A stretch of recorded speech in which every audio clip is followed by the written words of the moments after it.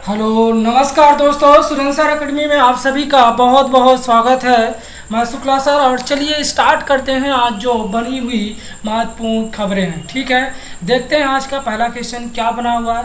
राज्य में हरियाली बनाए रखने करने और पर्यावरण संरक्षण के लिए पंजाब सरकार द्वारा हाल ही में लॉन्च किए गए मोबाइल ऐप का नाम बताइए। स्टेट हरियाली, जी रखवाली, हरी सिटी, आया आई रखवाली। तो इसका आंसर क्या हो जाएगा? इसका आंसर हो जाएगा आई रखवाली। आप सभी जानते हैं पर्यावरण संरक्षण अधिनियम पूछता है कि भारत में कब आया था, तो आपको आंसर देना है 1986 में, 1986 में पर्यावरण संरक्षण अधिनियम आया था। ठीक है, पंजाब के बारे में आपको पता होना चाहिए। पंजाब की राजधानी सबको पता ही होगी, क्या है? चंडीगढ़।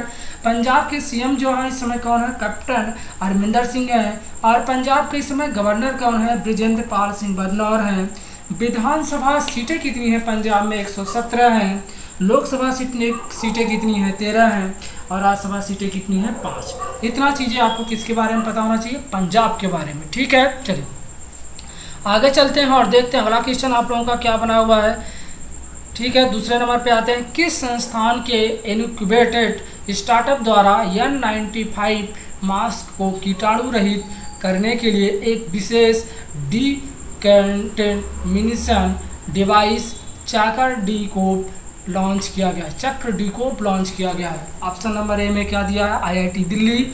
ऑप्शन नंबर बी में दिया है IIT Madras. Option number C में दिया है IIT Kanpur. Option number D में दिया है IIT खड़गपुर। तो इसका आंसर क्या हो जाएगा? IIT दिल्ली ने लॉन्च किया है। कहाँ? IIT दिल्ली ने। आप सभी को पता होगा कि दिल्ली के सीएम केजरीवाल हैं, अनिल बैजल यहाँ के क्या है? उप राज्यपाल हैं। ठीक है, इतना चीज़ें आपको क्या होना चाहिए? पता होना चाहिए। ठीक है, चलिए आगे चलते हैं और देखते हैं अगला क्वेश्चन आप लोगों का क्या बना हुआ है। किस कंपनी ने उत्पाद डिजाइन और विकास फर्म कैलिडोस्कोप इनोवेशन का अधिग्रहण करने की घोषणा की है? इन्फोसिस ने, TCS ने, SCL ने, विप्रो ने। तो इसका आंसर क्या हो जाएगा? इन्फोसिस। ठीक है, आप सभी जानते हैं इन्फोसिस कंपनी कब बनी थी?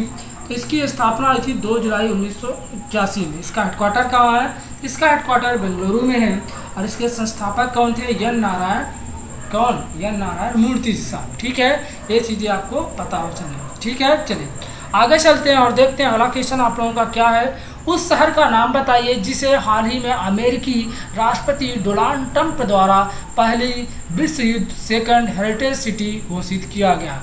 एसीविले, सॉलेट, रेले, बिलीगंटन। तो आप लोगों को आंसर पता होना चाहिए। इसका इंपॉर्टेंट क्वेश्चन है, तो याद रखिएगा। इसका आंसर हो जाएगा बिलीगंटन। ठीक है, ये अमेरिका की एक सिटी है जिसे क्या किया गया है? डोनाल्ड द्वारा जो पहले विश्व युद्ध में सेकंड हेरिटेज के नाम से इसे शामिल किया गया।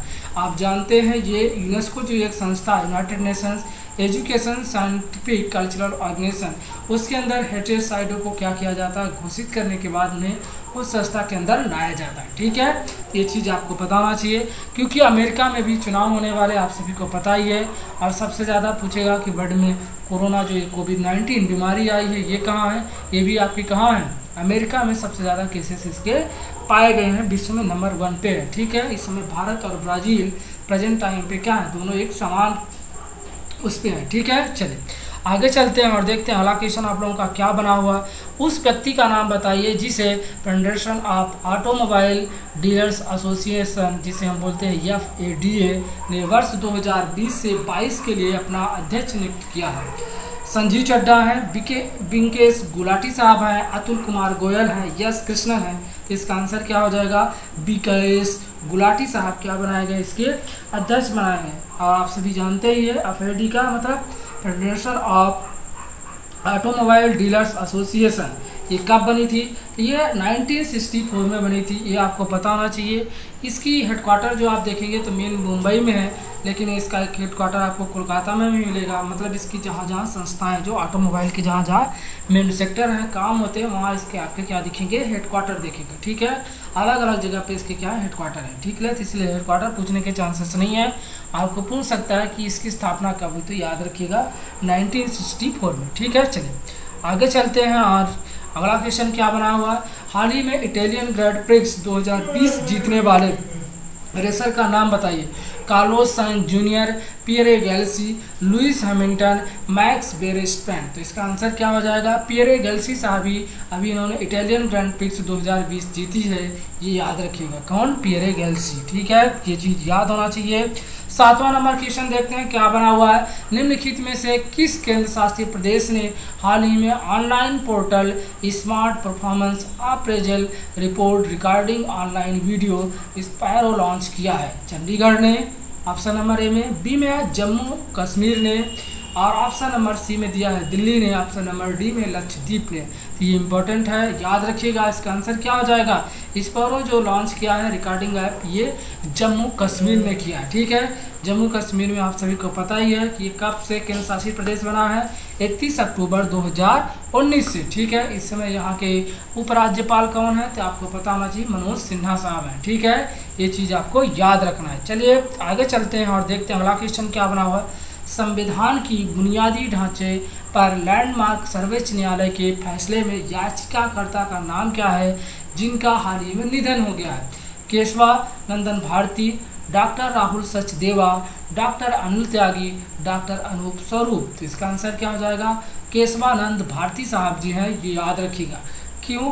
आप जानते हैं कि भारत की जो प्रियम्बल है, मतलब प्रस्तावना में चेंज नहीं किया जाता संविधान में, लेकिन केशवानंद भारती का जब कब केस हुआ था ये याद रखिएगा। न्यूज में बना है तो पूछेगा आपसे कि केशवानंद भारती केस कब हुआ था? तो 1971 में। कब? 1971 में ये केस चला था, याद रखिए। कौन सा? केशवानंद भारती में, जिसमें लैंड को लेके क्या है, डिस्ट्रीब्यूट को चल रहा था। ठीक है ना, तो ये इसका सुप्रीम कोर्ट में इनके पक्ष में फैसला सुनाया गया था, इसलिए इम्पोर्टेंट है।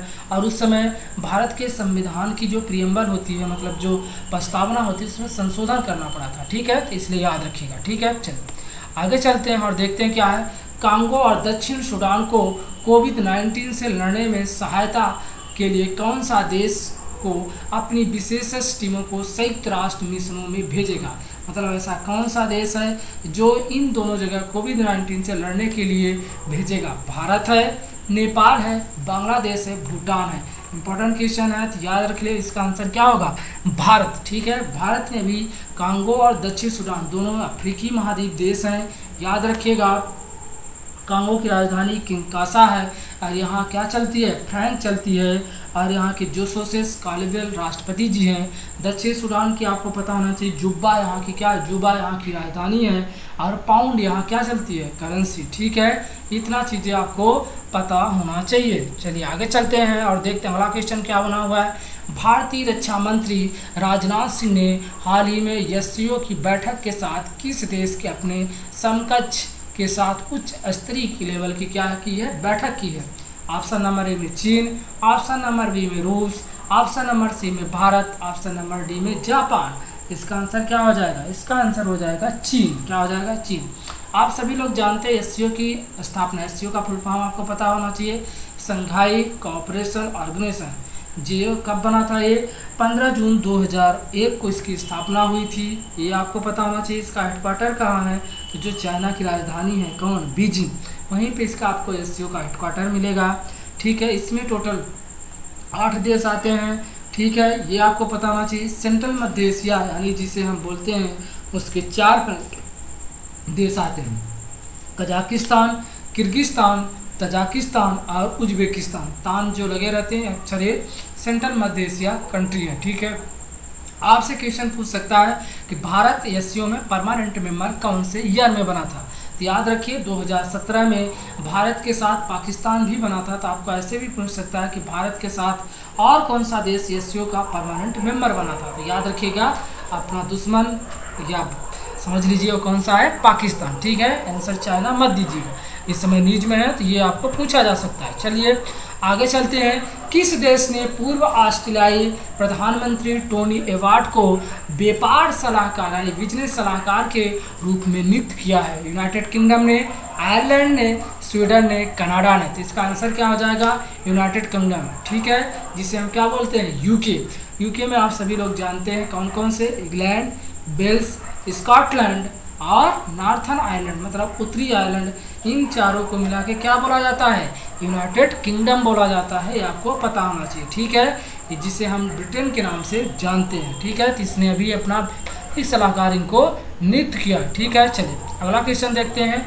ईज ऑफ डूइंग बिजनेस की रैंकिंग 2020 के अंतर्गत किस राज्य ने प्रथम स्थान प्राप्त किया है? उत्तर प्रदेश ने, उत्तराखंड ने, आंध्र प्रदेश ने, तेलंगाना ने। तो आपको आंसर पता होना चाहिए, इसका आंसर हो जाएगा आंध्र प्रदेश। ठीक है, आज दूसरा स्थान उत्तर प्रदेश ने अच्छी खासी छलांग लगा के ये भी आया है ईज ऑफ डूइंग बिजनेस। ये 2019 की क्या है, इस आधार पे ये रैंक डिसाइड की गई है, तो ये इंपॉर्टेंट है और ये भारत के नीति आयोग की संस्था के द्वारा जारी की जाती है, इसलिए महत्वपूर्ण हो जाती है। ठीक है, याद रखिए ये रिपोर्ट अक्सर एग्जाम में पूछे जाने के चांसेस रहते हैं। ठीक है, इसके पहले 2018 में तेलंगाना था। ठीक है, तो इसलिए इम्पोर्टेंट हो जाएगा, ये एग्जाम में याद रखिएगा। ठीक है, चलिए आप सबको पता होना चाहिए अगला क्वेश्चन क्या बना हुआ है। किनके द्वारा यंग चाइल्ड आउटकम्स इंडेक्स जारी किया गया है? नितिन गडकरी के द्वारा, वेंकैया नायडू के द्वारा, या जयशंकर या निर्मला सीतारमण के द्वारा? किसके द्वारा जारी किया गया है? ये नितिन गडकरी के द्वारा ये जारी किया गया है। किसके द्वारा जारी किया गया है? नितिन गडकरी के द्वारा ये जारी किया गया। ठीक है, ये चीज़ आपको पता होना चाहिए। ठीक है, चलिए आगे चलते हैं और देखते हैं अगला क्वेश्चन आपका क्या है। वोडाफोन और आइडिया जो कंपनी है, हाल ही में मिलकर कंपनी को एक नया नाम रखी है। क्या रखी है? FI रखी है, VI रखी है, DI रखी है कि NI रखी है? तो इसका आंसर क्या हो जाएगा? VI। V से यानी वोडाफोन, I से आइडिया, ऐसे याद रख लीजिएगा। ठीक है, तो टेलीकम्युनिकेशन रेगुलेटरी अथॉरिटी जो है ट्राई, इसके अंदर ये आता है। ठीक है, और निम्न में से कौन सा देश हाइपरसोनिक प्रौद्योगिकी निर्देशक यान HSTDV तैयार करने वाला दुनिया का चौथा देश बन गया है? ऑप्शन नंबर चीन, ए, ऑप्शन नंबर बी रूस, option number C Bharat, option number D Japan. तो इसका आंसर क्या हो जाएगा? भारत। कौन सा? भारत। भारत से पहले अमेरिका और रूस और चाइना ने किया है, चौथा देश भारत होगा जो हाइपरसोनिक क्रूज मिसाइल होती हैं वो लॉन्च करने वाला है। ठीक है, याद रखिए, और अपडेट टेक्नोलॉजी के थ्रू होगा, जिसकी क्या होगा, ध्वनि की से ज़्यादा भी इसकी क्या होती है, गति होती है। याद रखिए, ये मिसाइल क्या करेगी, हवा में मार करने वाली होती है, मतलब ये ऊपर में ही अपने टारगेट को सिद्ध कर देती है। ठीक है, टारगेट को कंट्रोल कर लेती है। ठीक है, ये चीज़ आपको पता होना चाहिए।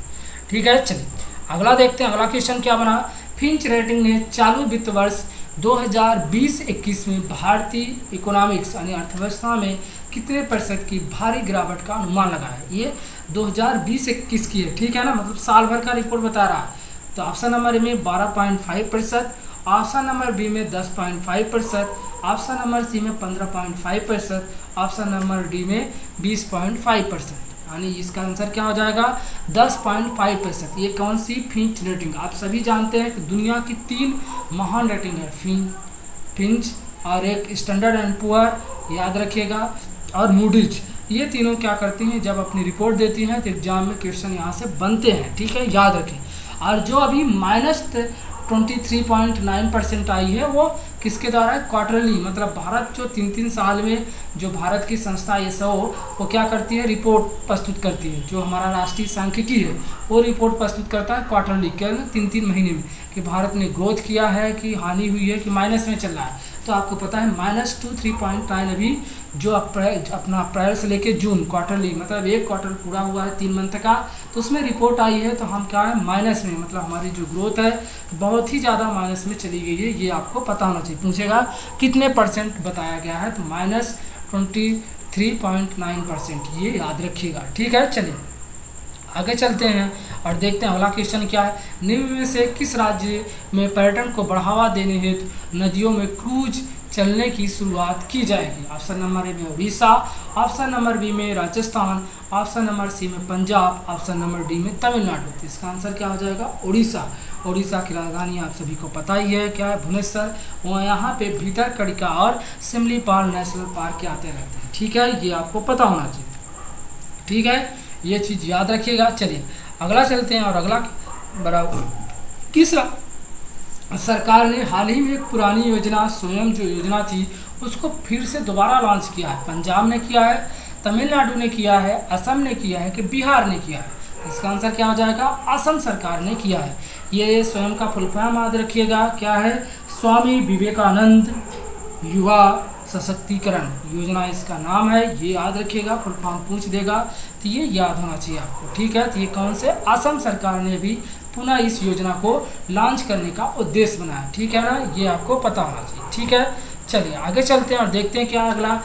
दिल्ली उच्च न्यायालय ने केंद्र सरकार को असम राइफल्स के लिए दोहरी नियंत्रण संरचना को समाप्त करने अथवा उसे बनाए रखने को लेकर निर्णय जो हुए हैं उसे कितने सप्ताह का समय दिया है, 12 सप्ताह का, 15 सप्ताह का, 22 सप्ताह का कि 32 सप्ताह का। तो याद रखिएगा 12 सप्ताह का क्या है टाइम दिया है, कौन से, जो दिल्ली उच्च न्यायालय है। ठीक है, चलिए अगले चलते हैं और देखते हैं आज का अंतिम क्वेश्चन आप लोगों का क्या बना हुआ है।